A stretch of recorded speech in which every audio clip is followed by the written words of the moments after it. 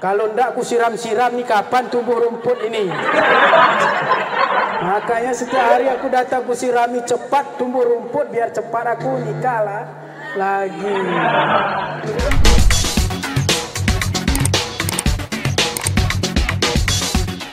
Assalamualaikum warahmatullahi wabarakatuh.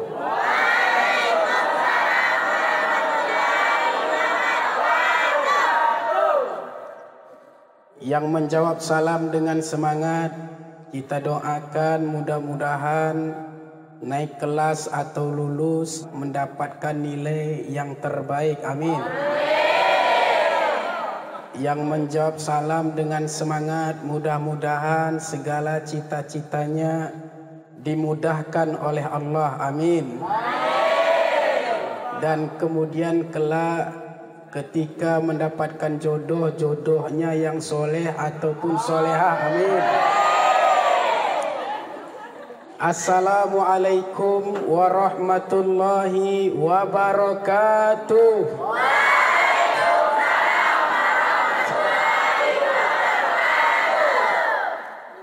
Memang kalau disinggung masalah jodoh semangatnya luar biasa. Alhamdulillah, wassalatu wassalamu ala sayyidina Rasulillah wa ala alihi wa sahbihi wa mawalah. Ashhadu an la ilaha illallah wahdahu la syarikalah wa ashhadu anna Muhammadan abduhu wa rasuluh la nabiyya ba'dah. Syukur alhamdulillah. Marilah sama-sama kita panjatkan kehadirat Allah Subhanahu wa taala. Yang mana Allah Subhanahu wa taala senantiasa melimpahkan rahmat dan nikmat kepada kita. Dan nikmat itu tidak akan pernah mampu kita untuk menghitungnya. Sejak kita bangun tidur sampai kita tidur lagi, bahkan tidur itu sendiri sudah merupakan nikmat dari Allah Subhanahu wa taala. Maka patut dan sepantasnya lah kita senantiasa bersyukur kepada Allah Subhanahu wa taala. Salawat dan salam kepada junjungan alam, yakni Nabi besar Muhammad sallallahu alaihi wasallam, sebagai panutan kita, contoh suri tauladan dalam kehidupan kita, yang apabila kita selalu berpegang teguh dengan dua yang ditinggalkannya, yaitu Al-Quran dan sunnah-sunnahnya, maka insya Allah kita tidak akan pernah sesat untuk selama-lamanya. Apalagi kalau kita perhatikan zaman sekarang ini banyak sekali muncul yang aneh-aneh. Ada orang solat kita lihat sambil lompat-lompat dia solat. Di sini ada enggak? Ada yang solatnya sambil lompat-lompat? Ada orang membuat monumen kecil-kecil, masjid, gereja, tempat ibadah orang Hindu, Buddha, kemudian keliling-kelilinginya sambil solawat. Nama solawatnya katanya solawat Pancasila.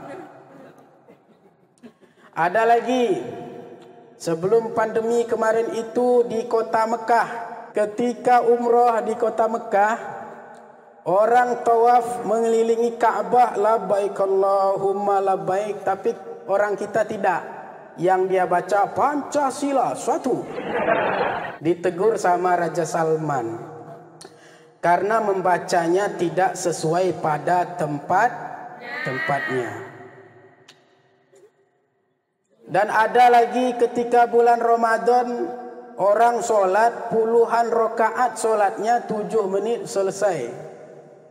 Bayangkan itu. Berarti sama seperti Yamaha lah itu, semakin terdepan.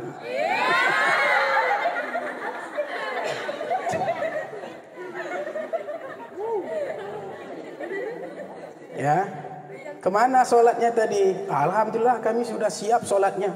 Imamnya apa? Imamnya supir BTN. Cepat kali. Dan kadang-kadang itu kita yang buat juga. Ketika kita solat, kita lihat siapa imamnya. Wah, itu lambat kali itu, tidak mau aku solat. Siapa imamnya? Wah, ini Bona nih, cepat nih. Akhirnya kita. Padahal solat itu bukan soal cepat atau lambat.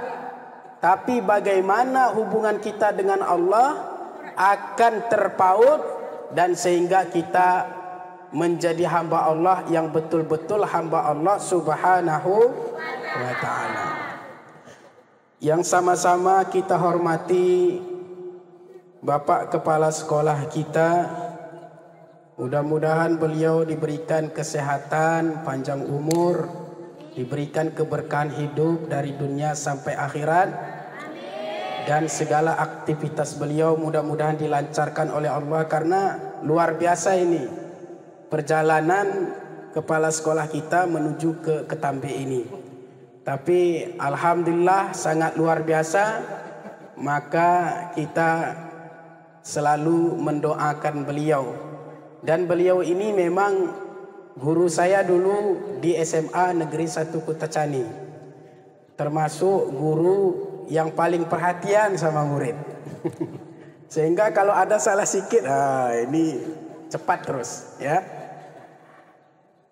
Kemudian yang sama-sama kita hormati dan kita muliakan Bapak Dewan Guru, Ibu Guru semuanya, yang mungkin tidak dapat kita sebutkan satu persatu, tapi mudah-mudahan guru-guru kita semuanya juga diberkahi hidupnya dari dunia sampai akhirat. Amin.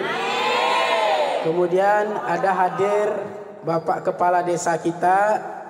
Kita doakan Bapak Kepala Desa kita juga dimudahkan segala urusan dalam menjalankan tugas-tugas sehingga memberikan kemaslahatan kepada masyarakat. Amin. Serta yang kami banggakan, ya, kalau memang dilihat dari segi fisik seolah-olah kita ini sebaya ini, ya. Nah, kalau dari fisiknya, ya, saya panggil aja adik-adik, ya. Siswa, siswi SMA Negeri Ketambe, semuanya mudah-mudahan, ya, menjadi generasi-generasi yang bermanfaat untuk agama, bangsa dan negara yang kita cintai ini. Amin ya rabbal alamin. Jamaah Maulid yang dirahmati Allah Subhanahu wa ta'ala. Di bulan Rabiul Awal, kita umat Islam semuanya antusias, yaitu memperingati kelahiran Nabi kita Muhammad sallallahu alaihi wasallam. Ada yang menyebutnya Maulid, ada yang menyebutnya Maulud, bahkan ada yang menyebutnya Mulud. Kalau Maulid dan Maulud artinya lahir. Tapi kalau Mulud itu berbeda sedikit. Itu akan kelihatan nanti ketika panitia mengumumkan dari masjid biasanya itu. Pengumuman diberitahukan kepada seluruh lapisan masyarakat. Bapak-bapak, ibu-ibu, yang tua maupun muda, yang putih ataupun hitam, yang tinggi maupun yang pendek atau semekot. Semekot tahu?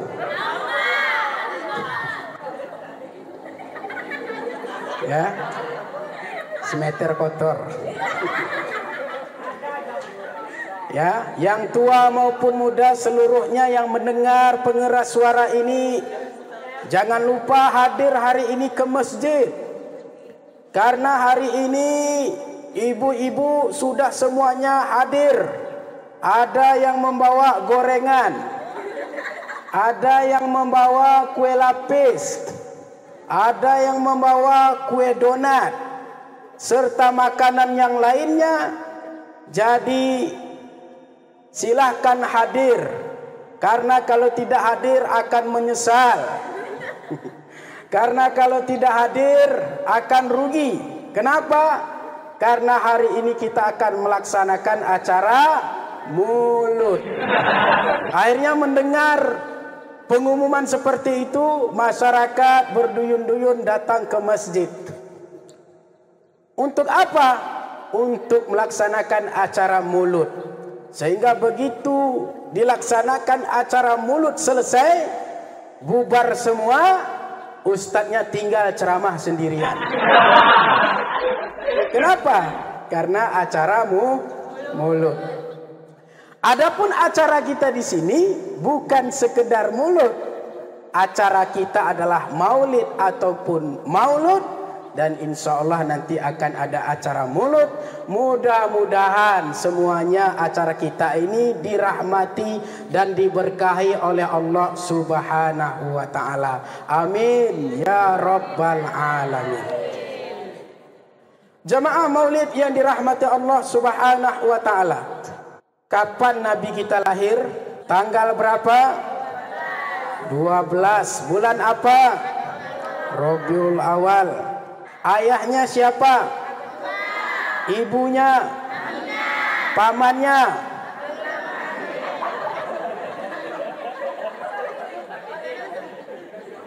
Ada dua pamannya yang selalu menghalangnya. Siapa namanya? Abu Lahab dan Abu Jahal. Dan tahunnya disebut dengan tahun gajah. Kenapa disebut tahun gajah? Karena sebelumnya ada peristiwa besar, yaitu Raja Abraha. Dia iri dan dengki dengan kota Mekah. Kenapa? Karena dia sudah yaitu membuat kuil yang sangat besar, indah, megah, mewah. Tapi tidak ada orang yang mau datang ke kotanya. Orang hanya berduyun-duyun dari berbagai kota pada waktu itu datang ke kota Mekah. Untuk apa? Menyaksikan yaitu Ka'bah. Kemudian terjadilah berbagai keuntungan yang didapatkan oleh kota Mekah. Karena banyak orang datang berdagang dan lain sebagainya di kota Mekah. Hingga akhirnya Raja Abraha pun iri dengki. Maka dia panggillah, istilah kita sekarang ini panglima pimpinannya. Dipanggil, Panglima, ada apa Tuan Raja? Begini, ini kota kita ini semakin hari semakin sepi. Tidak ada orang yang mau datang ke tempat kita. Padahal kuil sudah saya buat megah, mewah, indah. Tapi orang tidak datang. Memangnya kenapa Tuan Raja? Orang semuanya datang ke kota Mekah. Ingin menyaksikan yaitu Ka'bah. Lalu begini saja. Kumpulkan seluruh prajurit-prajurit kita yang kuat-kuat, yang hebat-hebat. Agar kita serang kota Mekah itu. Karena dia membuat tempat kita menjadi sepi. Baik. Akhirnya dipanggil seluruh prajurit. Dalam istilah kita, prajurit yang hebat-hebat, yang kuat-kuat, kumpul. Baik, Panglima, ada apa? Kita akan menyerang kota Mekah. Baik. Prajurit-prajurit yang hebat-hebat, yang kuat-kuat akan diberikan kendaraan yang besar, tinggi, yaitu gajah. Kemudian ada prajurit lagi yang di bawahnya diberikan kuda pilihan, kuda hebat. Serta juga jangan lupa kaum ibu-ibu untuk bawa piring panci untuk masak dan lain sebagainya. Akhirnya pergilah seluruh pasukan dari Raja Abraha. Ada yang berkendaraan dengan gajah, ada dengan kuda, ada ibu-ibu yang dengan gajah suaranya gubrak, gudrak, gudrak. Yang dengan kuda dum, dum, dum. Ibu-ibu bawa alat masaknya. Sehingga riuh pada waktu itu di kota Mekah. Dengar suaranya pun orang ciut. Ini Raja Abraha sudah menyerang kota Mekah. Bagaimana kita ini? Tidak ada daya upaya, tidak ada kekuatan selain pasrah saja. Sehingga pada waktu itu ketika pasrah, maka dikirim oleh Allah Subhanahu wa taala namanya burung apa? Burung ababil. Burung ababil ini kecil, ya, kecil cuman burung ababil ini dibekali dengan batu yang membara. Batu tersebut yaitu terbuat dari tanah liat yang terbakar yang berasal dari neraka. Sehingga burung-burung yang berterbangan itu ketika dia berada di tengah-tengah pasukan Raja Abraha yang hebat-hebat, dijatuhkan yaitu batu-batu tersebut. Ini mungkin suasana kita hujan, yang nggak dapat tenda agak apa sedikit ya, nanti kena hujan, pilek pula habis maulid. Apa yang kau dapat dari maulid tadi? Pilek. Pilek cuman. Ya. Coba bisa digeser sedikit. Ini adalah merupakan rahmat Allah. Kita lanjutkan. Kita lanjut. Walaupun apapun rintangannya. Ini sama seperti orang ketika menemui buah hati belahan jantungnya biasanya. Aku tidak akan peduli apapun rintangannya. Gunung akan kudaki, lautan akan kuseberangi demi kamu si buah hati.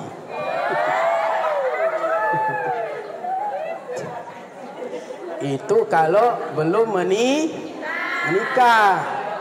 Tapi kalau udah nikah lain lagi. Ya. Biasanya kalau waktu belum naik sepeda itu kan, kalau tempat naik ditanya kan boncengan, capek bang? Enggak, biasa aja. Enggak capek bang, padahal udah capek, udah berkeringat. Enggak, biasa aja. Kalau udah lihat wajahmu udah enggak capek apapun. Tapi begitu sudah menikah, sudah punya anak, ditanya istrinya, capek bang? Bodoh kadang kau. Enggak tahu, udah keringat udah keluar nih. Maka ini ya siswi-siswi ya, jangan mudah dibujuk rayu gombalan. Kalau belum jadi ya itu namanya masih palsu itu. Maka kejarlah cita-cita kita ya.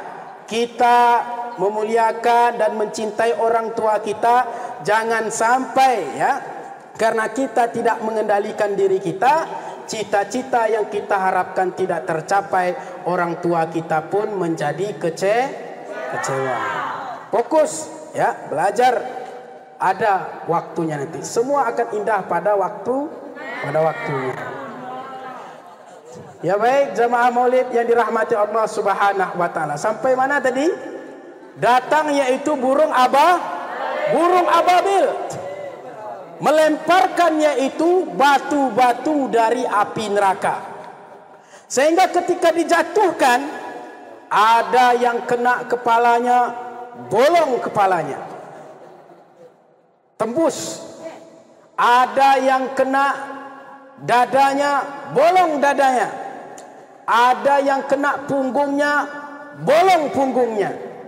Bahkan yang paling aneh dan ajaib, enggak kena apa-apa, tapi bolong juga hidungnya. Itu saking dahsyatnya. Ada yang tertutup hidungnya di sini. Kalau ada yang tertutup hidungnya, bahaya itu. Dan syukurnya kita ya, kita bersyukur kepada Allah, untung lubang hidung kita ini dibuat mengarah ke bawah oleh Allah. Coba bayangkan kalau lubang hidung kita atas arahnya ini. Bayangkan kalau sudah hujan, senggok kita terus. Ya.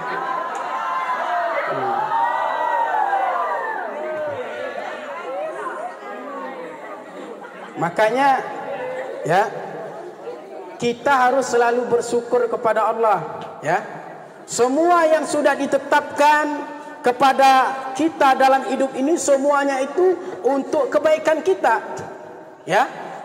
sudah benar dan tepat untuk kita yang diberikan Allah Subhanahu wa taala. Jangan pernah tidak bersyukur kepada Allah. Dulu ada seorang petani. Petani ini ketika dia berladang, dia istirahat di bawah pohon beringin. Pohon beringin ini besar. Di samping pohon beringin ada yaitu pohon labu. Yaitu batangnya kecil tapi buahnya besar. Dia berpikir, kalau saya pikir-pikir katanya, ini Allah tidak adil saya lihat. Kenapa tidak adil? Ini pohon beringin yang begitu besar, yang begitu tinggi, masa buahnya kecil-kecil? Sedangkan pohon labu yang kecil menjalar, tapi buahnya besar. Ini Allah bukan arsitek ulung ini. Dia berpikir Allah itu tidak menciptakannya dengan tepat. Baru dia berpikir Allah tidak adil, tiba-tiba jatuh buah pohon beringin tepat menimpa hidungnya. Begitu menimpa hidungnya, dia ucapkan istighfar, astagfirullah. Kalau begini saya sadar katanya. Untung buah beringin ini kecil saja. Coba kalau buahnya besar kayak labu, udah macam apalah muka aku ini. Pasti akan bonyok. Itu kalau kita berpikir Allah tidak adil. Coba semua pegang telinganya. Ya, ada juga megang telinga di sini. Coba semua pegang kupingnya. Ada juga.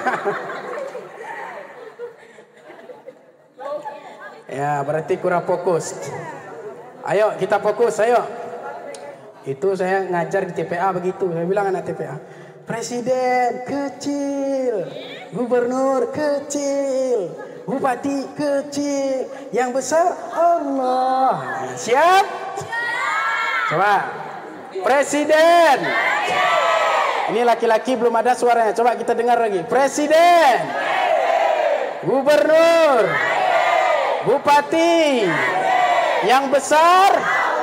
Yang besar. Yang besar. Takbir.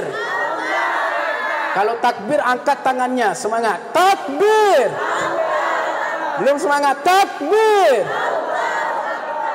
Itulah nilai tauhid kita sebagai umat Islam. Jangan kita menganggap presiden itu yang besar. Enggak. Gubernur itu besar. Maka apapun cita-cita kita, ya, kita harus tidak boleh sombong dalam hidup ini. Karena siapapun kita, apapun pangkat kita, apapun jabat kita nanti setelah kita selesai pendidikan, baik itu jadi presiden, baik itu jadi gubernur, baik itu jadi bupati, baik itu jadi polisi, baik itu jadi tentara, kita ini semuanya kecil di hadapan Allah. Yang besar hanya Allah. Dan apapun yang kita miliki hidup di dunia ini, itu bukanlah milik kita, tapi itu hanyalah titipan dari Allah Subhanahu wa taala. Ya. Jabatan misalnya jadi presiden, itu hanya titipan dari Allah. Ya, jadi gubernur itu hanya titipan dari Allah. Jadi polisi itu hanya titipan dari Allah. Maka kalau titipan, tidak boleh kita sombong. Contoh, makanya hidup yang paling bahagia tamsilnya persis seperti tukang parkir. Pernah lihat tukang parkir? Pernah. Kenal sama tukang parkir? Di mana kenalannya? Di parkiran. Coba lihat tukang parkir itu. Mobilnya banyak, kendaraannya banyak, mewah-mewah, tapi tukang parkir tidak pernah sombong. Tidak pernah tukang parkir kita lihat. Coba aku mari semua, lihat. Mobil saya mewah ini, kendaraan saya macam-macam, saya paling kaya. Ada nggak? Tidak pernah. Kemudian tukang parkir, ketika semua mobil mewah, kendaraan mewah pergi meninggalkan dia, tukang parkir tidak pernah menangis. Ada pernah lihat tukang parkir nangis? Kenapa nangis tukang parkir? Mobil sudah ambilnya, sepeda motor sudah diambil. Ada? Tidak pernah. Kenapa? Apa rahasianya? tukang parkir sadar yang di hadapannya itu bukanlah miliknya. Yang di depannya itu hanya titipan. Kalau titipan, pertama tidak boleh sombong. Yang kedua, maka ketika titipan itu diambil, tidak lantas kita bersedih hati. Begitulah hidup bahagia. Oleh karena itu, marilah kita semua belajar, menuntut ilmu, menghormati guru, menghormati orang tua, patuh kepada orang tua, patuh kepada guru, menjalankan perintah Allah, menjauhi larangan Allah.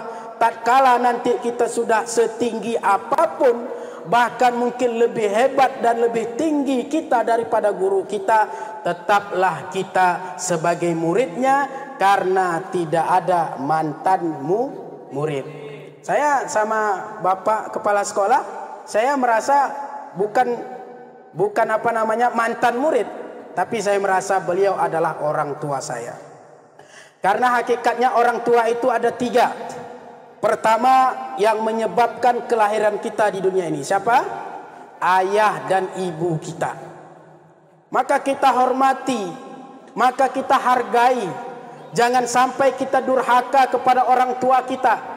Coba kita bayangkan bagaimana orang tua kita bersusah payah mendidik kita, mencari nafkah untuk kita. Ayah kita pergi pagi pulang sore, banting tulang dibanting-banting untuk kita. Kadang-kadang gara-gara kita untuk memenuhi kehidupan kita, orang tua kita kadang-kadang telat solatnya. Bahkan ada orang tua tidak solat karena mencari nafkah untuk anaknya. Itu seorang ayah. Lain lagi bagaimana ibu yang sangat luar biasa. Ibu yang mengandung kita 9 bulan lebih kurang. Dan itu selalu dibawa kemana-mana. Tidak pernah bisa ditaruh dimanapun. Tidak pernah ada orang misalnya hamil, saya taruh dulu sini bentar mau belanja pekan. Ada? Tidak pernah. Kemanapun dibawa. Semakin hari semakin berat, semakin bulan semakin berat. Kalau pengen merasakannya, ambil nanti batu yang besar, kira-kira berat 2 kilo, ya. Lalu diikat di perut. Bawa kemana-mana. Bagaimana caranya? Bagaimana rasanya? Itu baru mengandung kita. Lain lagi ketika kita di saat mau dilahirkannya. Ketika hendak kita dilahirkan, pilihan cuma 2. Hidup atau mati. Di tengah-tengah kesakitannya, di tengah-tengah keperihannya, dia berhasil melahirkan anaknya. Dia mengucapkan Alhamdulillahirabbil alamin. Anakku lahir dengan selamat ya Allah. Tidak pernah kita lihat ada orang melahirkan. Begitu melahirkan dia tunjuk anaknya. Gara-gara kamu sialan. Tidak pernah itu. Selalu dia bersyukur, alhamdulillah anak saya lahir dengan semangat. Ya. Lain lagi ketika kita sudah lahir, ketika dia sedang enak tidur, kita nangis, kita ngompol dan lain sebagainya. Diurusnya, dicucikannya. Kalau kita pikir bagaimana orang tua kita mendidik, mengajar kita, mencari nafkah, membesarkan kita, maka tidak pantas secuil pun kita untuk durhaka kepada orang tua kita. Maka hargai orang tua kita. Kita muliakan orang tua kita. Dalam hal pendidikan seperti ini, ketika kita sudah sekolah SMA seperti ini, bagaimana cara kita menghargai orang tua kita? Orang tua selalu bilang, nak, nanti kalau ke sekolah rajin belajar, nak. Nyampe ke sekolah nanti, nak, jangan berantem. Nyampe ke sekolah nanti, nak, hargai gurumu, hormati gurumu. Apa yang diajarkannya dilaksanakan, apa yang diperintahkan ikuti, nak. Tapi apa yang terjadi kalau kita datang ke sekolah ini, ternyata kita buat seolah kelas kita menjadi studio band. Konduang, puak, kan? Ya kan? Apalagi macam. Nah, oleh karena itu mari kita sadari orang tua kita yang sudah membesarkan kita itu, kita muliakan dengan cara apa? Kita sekolah dengan benar-benar baik, menghargai guru, memiliki akhlak yang mulia, sehingga tercapailah cita-cita kita yang kita inginkan, insyaallah. Amin ya rabbal alamin. Nah, begitulah kita bersyukur kepada Allah Subhanahu wa taala. Oleh karena itu, ketika Raja Abraha sudah diserang oleh burung ababil, hancur lebur, maka gagallah misinya untuk menghancurkan yaitu kota Mekah.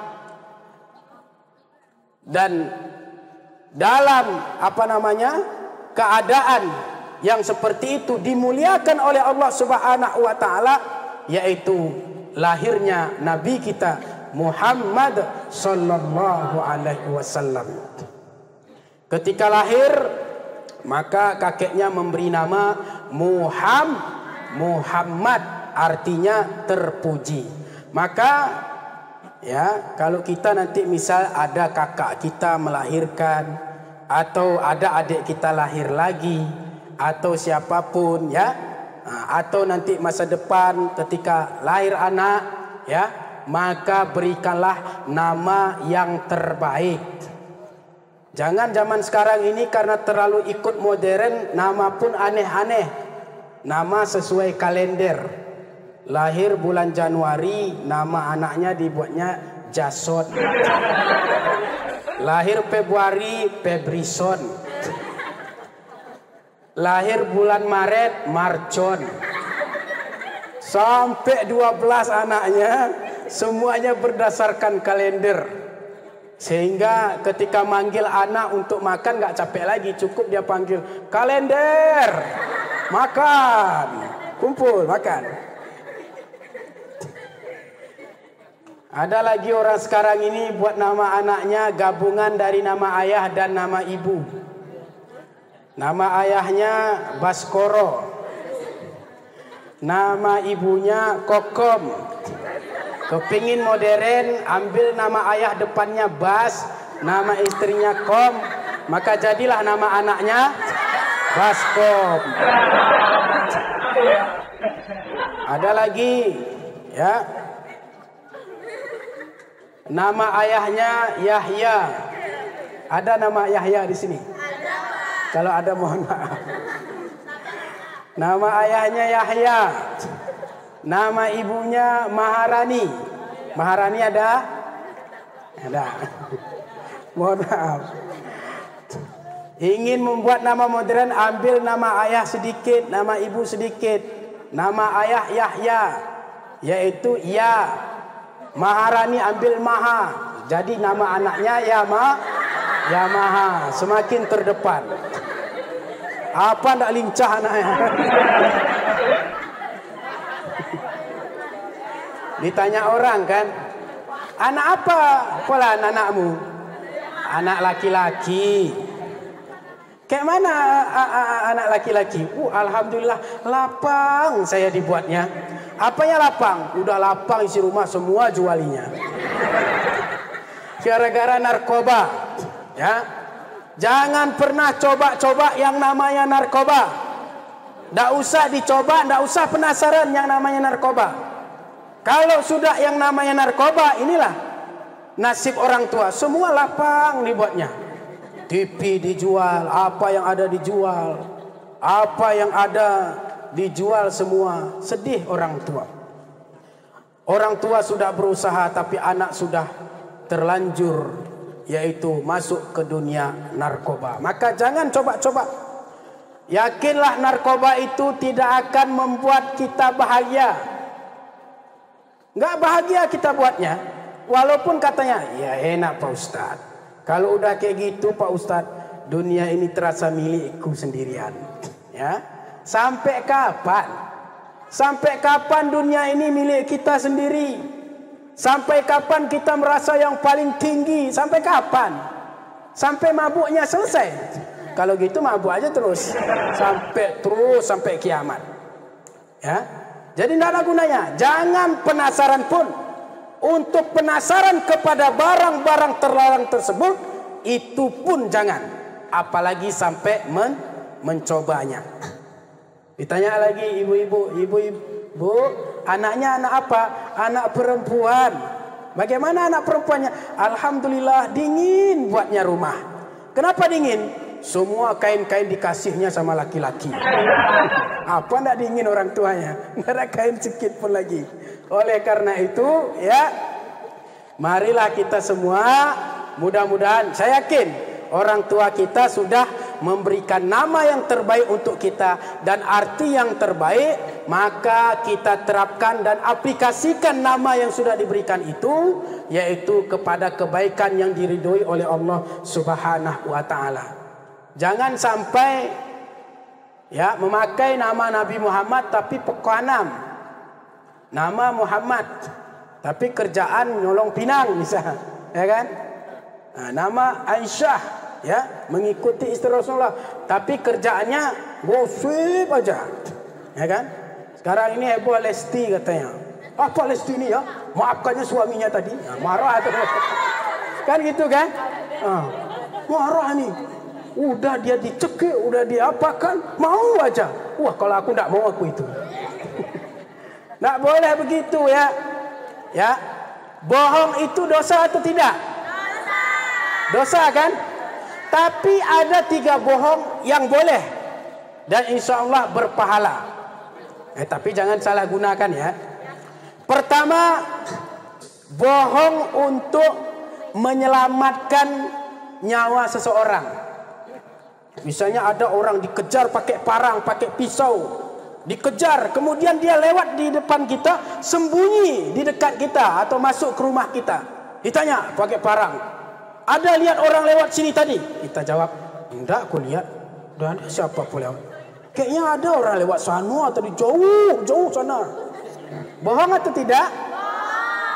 Tapi itu insya Allah berpahala untuk menyelamatkan nyawa seseorang. Tapi bayangkan kalau kita jujur, ada lewat orang, iya itu. Nah, akhirnya terjadi satu pembunuhan. Bohong untuk menyelamatkan nyawa manusia. Yang kedua, bohong yaitu seorang suami kepada istrinya. Ini mungkin kepada kita semua yang bapak-bapak, ibu-ibu khusus. Kalian belum, ya? Nah, jangan cepat kali, selesaikan dulu sekolahnya. Selesaikan dulu cita-citanya. Nah, insya Allah nanti bakal ke situ. Tapi udah tahu ilmunya. Bohong suami kepada istri. Tapi jangan, wih, ini enak kali nih, bohong aja aku selalu sama istri. Enggak. Ada yaitu kriterianya. Bohong apa? Bohong untuk menghargai istri. Istri kita misalnya masak. Masakannya keasinan. Ditanya sama istrinya, bang, kayak mana masakanku, bang?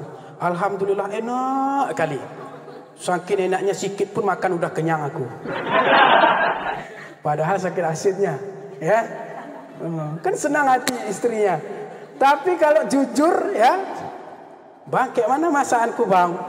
Apa? Kok kira lembu aku makan asin begini? Ya, asin kali makan yang dibuat ini. Maka terjadi percecokan. Kemudian bohong istri juga kepada suami untuk menyenangkan hati suaminya. Dibelikan baju, suaminya nggak tahu model, rupanya modelnya model kolot, ya, diberikan sama istrinya. Bagaimana baju yang abang beli, istriku? Cantik kali, bang. Saking cantiknya nggak ada satupun orang makainya di kampung ini. Padahal saking kolotnya. Demi untuk menghargai suami, maka boleh bohong. Itu aja. Nggak boleh bohong untuk yang lain, ya. Ditanya istri, mana uang nih, bang? Banyak kali uang abang nih boros. Padahal poya-poya di sana. Itu tidak boleh, ya. Jadi hanya bohong itu saja yang diperbolehkan. Kemudian yang ketiga, bohong untuk mendamaikan orang yang sedang bertengkar. Misalnya ada saudara kita yang bertengkar, berselisih paham, ya, maka jangan kita kompori. Ini ketahuan si A dan si B lagi bertengkar, datang kita sama si A. Kenapa kamu sama si B itu? Oh iya, itu si B itu jahat, selalu ambilnya barangku, selalu begini begitu. Jahat kali dia. Ya aku pun memang gitu, jahat kali itu. Jangan mau kawaninya. Datang lagi dia ke B.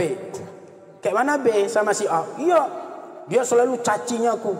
Aku katanya hitam macam begu meseng. Ya itu. Iya betul memang. Kemarin tuh ku dengar tuh jelek-jeleknya kau. Akhirnya A-nya marah, B-nya marah, ketemu apa yang terjadi? Berwantam macam kucing garong itu. Tapi coba, ketika ada teman kita bertengkar, berselisih paham, di tengah-tengah masyarakat ada tetangga kita berselisih paham, datang kita. Kenapa A? Ada apa dengan B? B itu nggak baik. Dia selalu menjelek-jelekkan aku. Enggak. Tadi aku sama dia, katanya dia rindu samamu. Dia sayang sebenarnya sama. Itu kemarin tuh salah paham aja itu. Tadi ketemu aku, malahan dia kepingin ya kayak mana supaya bareng lagi. Akhirnya si A-nya adem. Datang kita ke B. B, kenapa dengan si A? Si A itu mau diambil barang orang pun selalu ambilnya barangku. Cangkanya enggak tahu gitu. Enggak itu kemarin bukan mengambil itu. Itu salah paham aja itu, ada sedikit salah paham. Tadi jumpa aku pingin dia minta maaf dan baikan sama A-nya adem, B-nya adem, ketemu berdamai. Ini ada orang damai marah kita. Kebahaya itu ya. Nah, jadi kalau ada saudara-saudara kita yang bertengkar, yang kita lakukan itu untuk mendamaikan. Kalau tidak mampu kita untuk mendamaikannya, lebih baik diam.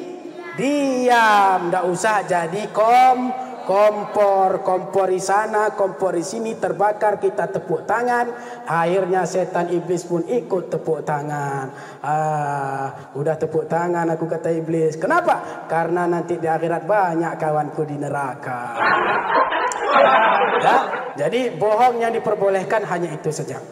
Nah, jadi oleh karena itu Nabi kita Muhammad SAW diberikan nama yang terbaik, yang terpuji artinya.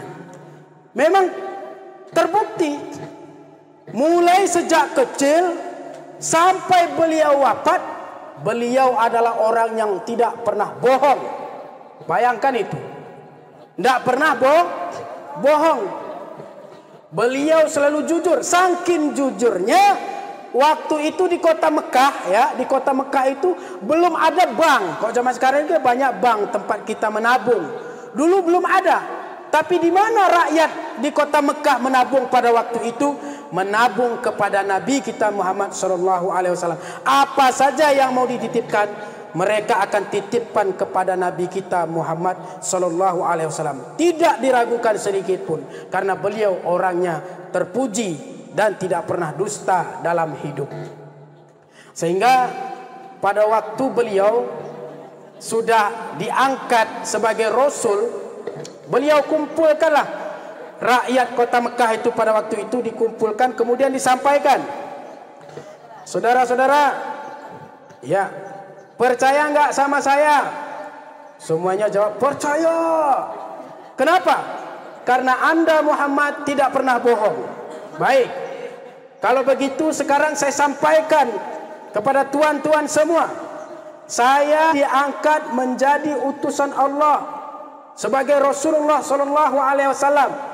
Maka mulai sekarang saya serukan kepada umat, kepada tuan-tuan seluruhnya, tinggalkan itu berhala, tinggalkan itu Latta dan Uzza.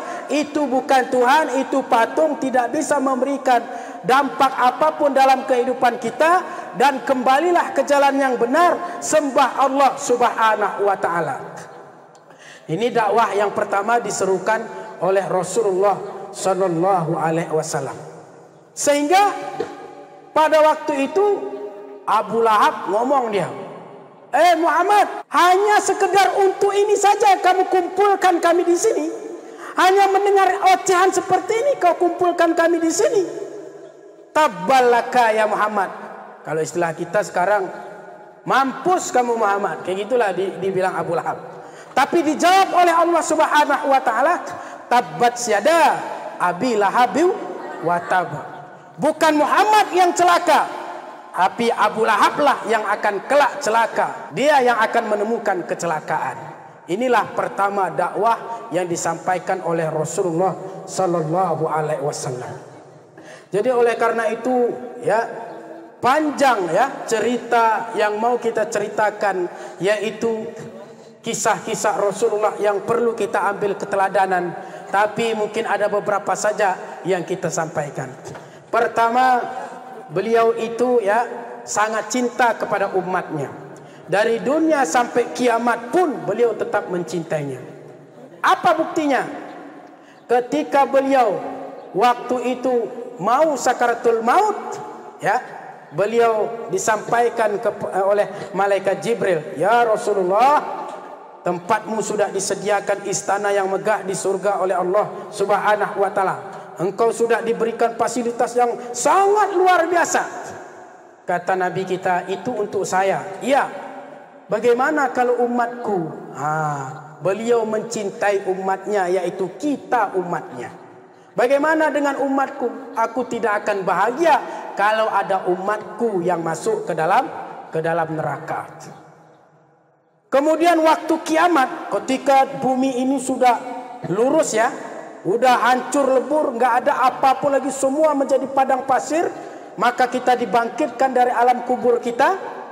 Yang pertama dibangkitkan itu Rasulullah. Ketika dibangkitkan, yang pertama beliau tanya adalah, "Mana umatku? Mana umatku? Mana umatku?" Itu yang ditanya oleh Rasulullah. Beliau mencintai kita dari dunia sampai akhirat. Jadi kalau begitulah cintanya Rasul kepada kita, maka wajar tidak kita mencintai Rasulullah? Wajar tidak kalau kita cinta kepada Nabi Muhammad? Apa buktinya? Buktinya orang kalau sudah cinta biasanya dia akan sering menyebut namanya. Sering menyebut namanya, itu biasanya. Sama seperti orang kalau jatuh cinta. Polan itu dah. Suka kali aku. Itu dah. Naksir aku itu. Asyik omongannya aja itu. Ya. Nah, kita pun begitu. Kalau kita cinta kepada Nabi kita Muhammad sallallahu alaihi wasallam, maka sering-sering kita menyebutnya. Bagaimana caranya? Menyebutnya itu bukan Muhammad, Muhammad, Muhammad, Muhammad, Muhammad. Tanya orang, "Kenapa kau cinta aku Nabi Muhammad? Muhammad, Muhammad, Muhammad." Bukan begitu ya. Cinta kepada Nabi Muhammad artinya sering-sering kita bersolawat kepada Nabi Muhammad sallallahu alaihi wasallam. Orang yang paling pelit di atas muka bumi, kata Rasul, ketika dia mendengar namaku tapi dia tidak bersolawat kepadaku. Itu orang yang paling pelit. Makanya ketika kita dengar Nabi Muhammad, maka jawab sallallahu alaihi wasallam, Allahumma sholli ala Muhammad wa ala ali Muhammad. Kita bersolawat kepada Nabi. Sallallahu ala Muhammad. Sallallahu ala Sallallahu ala Muhammad. Sallallahu alaihi wasallam. Tala al-badru alaina min saniyati wada'i wajib syukru alaina mada'a lillahi da'i. Sallallahu ala Muhammad. Sallallahu alaihi wasallam. Sallallahu ala Muhammad. Sallallahu alaihi wasallam. Nanti kalau mau melihat ulang, silahkan nanti dicek di channel YouTube Sahdari Official. Jangan lupa subscribe, like, comment, and share. Jadi insya Allah nanti kita tayangkan ini, ya, nama channelnya itu Sahdari Official, ya. Nanti bisa kita lihat tayangannya ulang. Jadi kita boleh memanfaatkan modern ini dengan yang baik-baik. Jangan digunakan untuk yang tidak baik. Pak Ustadz, boleh enggak main TikTok Pak Ustadz? Boleh kalau digunakan untuk yang baik. Tapi kalau digunakan untuk yang tidak baik, yang menjadi dosa jariah, diletakkannya kamera, dibukanya jilbabnya, nampakkannya rambut keribunya, dinampakkannya itu yang diharamkan oleh Allah, joget-joget tidak punya malu, itu diharamkan oleh Allah. Jadi boleh manfaatkan, ya, manfaatkan media sosial untuk kebaikan, ya. Kalau buat status, buatlah status yang bermanfaat dari dunia sampai akhirat. Tidak usah hal-hal yang aneh-aneh, ya, yang nggak perlu diposting. Aduh, sakit gigiku. Kalau aku komentar, anoh kau bilang. Apa ya kan? Jadi silahkan posting yang terbaik, yang bermanfaat, ya, agar yang dibaca orang bisa menambah wawasan orang lain. Ya, jangan sampai kita melakukan hal-hal yang nanti ketika kita sudah meninggal dunia pun akan membuat kita sengsara di akhirat. Ada orang, ya, dia sudah meninggal dunia tapi terus mengalir dosa kepada dia. Kenapa? Karena dia posting dirinya, mengumbar aurat, menunjukkan yang diharamkan oleh Allah. Ketika dia meninggal dunia tidak terhapus-hapus. Setiap dilihat orang, maka dia akan ikut berdosa, mengalir terus dosanya.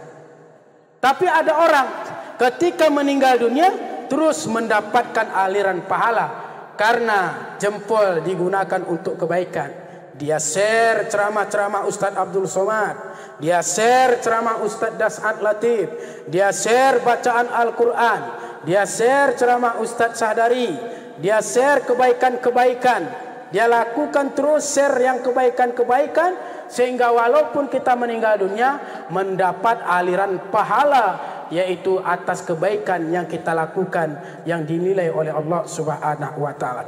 Innallaha la yanzuru ila suwarikum wa amwalikum walakin yanzuru ila qulubikum wa a'malikum. Sesungguhnya Allah Subhanahu wa taala tidak menilai wajahmu, tidak menilai pangkat dan jabatanmu, tidak melihat hartamu yang banyak, tetapi yang dinilai dan dilihat oleh Allah Subhanahu wa taala ialah hati dan amal perbuatanmu. Kalau hatimu baik, amalmu baik, maka engkau akan dirahmati, diberkahi oleh Allah Subhanahu wa taala. Tapi hatimu busuk, amalmu buruk, maka engkau akan dimurkai oleh Allah Subhanahu wa taala. Dan di sekolah ini adalah salah satu bagaimana cara kita memperbaiki hati kita, memperbaiki akhlak kita, bagaimana supaya kita menjadi orang yang bermanfaat bagi agama, bangsa dan negara kita. Jangan sampai kita menyangka hidup di dunia ini adalah kehidupan yang kekal abadi. Tidak. Hidup di dunia ini hanya sementara saja. Sebentar cuman. Saya pun kalau ditanya orang, rasa-rasanya baru saya tamat SMA. Ya. Kenapa? Karena waktu begitu cepat berlalu. Ya. Dulu kita SD, enggak terasa udah SMP. SMP pun kita sekolah tanpa terasa waktu berjalan udah SMA. Selesai SMA udah kuliah kalau kuliah. Selesai kuliah udah menikah. Udah menikah udah punya anak pun. Tanpa terasa waktu berjalan udah punya cucu. Tanpa terasa rambut kita yang hitam udah putih. Mata kita yang terang udah kabur. Gigi kita yang sanggup mengunyah apa saja dulu sudah hancur. Yang sudah tidak lama lagi akan masuk ke liang kubur. Masuk ke liang kubur kalau tidak ada amal kebaikan, amal soleh kepada Allah, maka akan dipangkur sampai bucur. Ya, kalau tidak ada amalan, maka hidup di dunia ini carilah ridho Allah Subhanahu wa taala. Jangan kita jadikan dunia ini sebagai tujuan. Dunia ini hanya sebagai jembatan kita untuk menuju surganya Allah Subhanahu wa taala. Terakhir, ini sebagai penutup ya, mudah-mudahan bermanfaat dan kita semua ke depannya tercapai cita-cita kita semuanya, dan kemudian kita hidup bahagia dari dunia sampai akhirat. Yang penting kita mau mengamalkannya dalam kehidupan sehari-hari. Dah, dulu ada orang hidup, ya, dia menghalalkan segala cara, ya, dihalalkan 3 hal katanya, halal, haram, hantam terus. Ini orang hidup menghalalkan segala cara, tapi lihat nanti endingnya. Menghalalkan segala cara. Perlu injak bawah, injak yang bawah. Perlu sikut kiri kanan, sikut kiri kanan. Perlu fitnah orang, fitnah orang, ya. Yang penting dapat harta banyak, dapat kekayaan. Akhirnya tercapai. Rumahnya bertingkat. Senang kali dia. Udah bertingkat-tingkat. Mobilnya pun banyak, berkilat-kilat. Bahagia kali hidupnya dia rasa. Kemudian istrinya pun cantik mengkilat. Luar biasa dia bahagia. Tapi apa yang terjadi?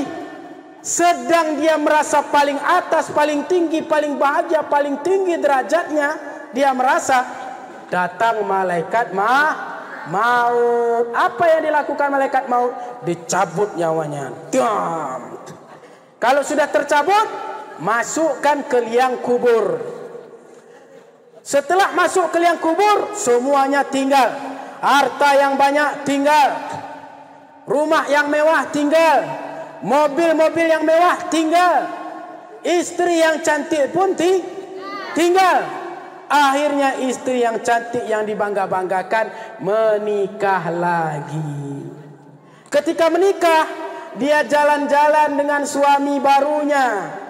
Kebetulan ketika jalan-jalan lewat di depan kuburan suaminya yang membeli mobil tadi. Apa kata istrinya? Bang, itulah kuburan suamiku yang pertama dulu, bang.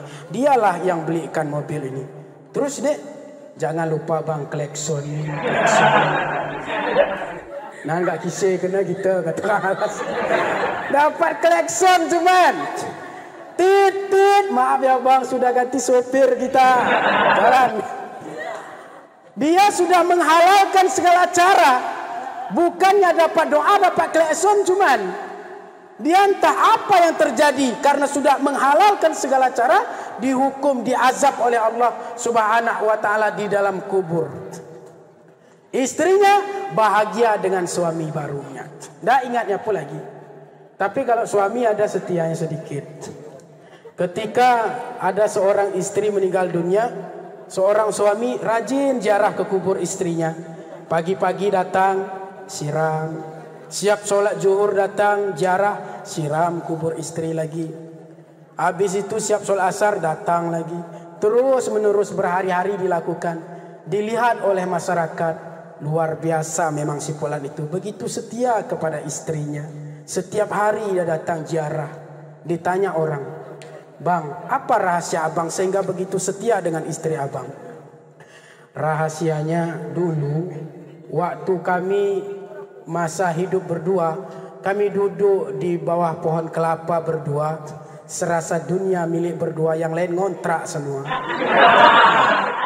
Terus lalu kami berjanji, kata istri saya, bang, andai kata nanti ajal maut memisahkan kita, kalau saya duluan nanti yang dipanggil oleh Allah, jangan abang menikah dulu sebelum rumput di kuburanku tumbuh, bang.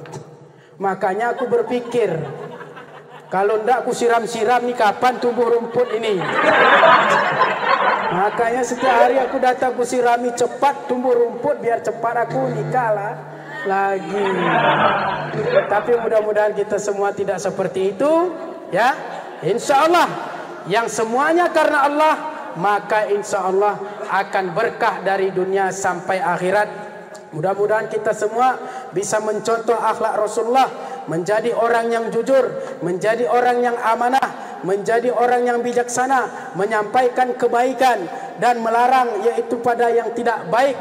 Marilah kita semua menjadi umat yang mencintai Allah dan mencintai Rasul, taat kepada Allah, taat kepada Rasul, dan juga yaitu berbakti kepada orang tua kita sehingga kita selamat dari dunia sampai akhirat insyaallah. Mudah-mudahan ada manfaatnya. Terima kasih atas segala perhatian. Mohon maaf atas segala kekurangan. Kalau ada kelapa di ujung, jangan digulai di dalam panci.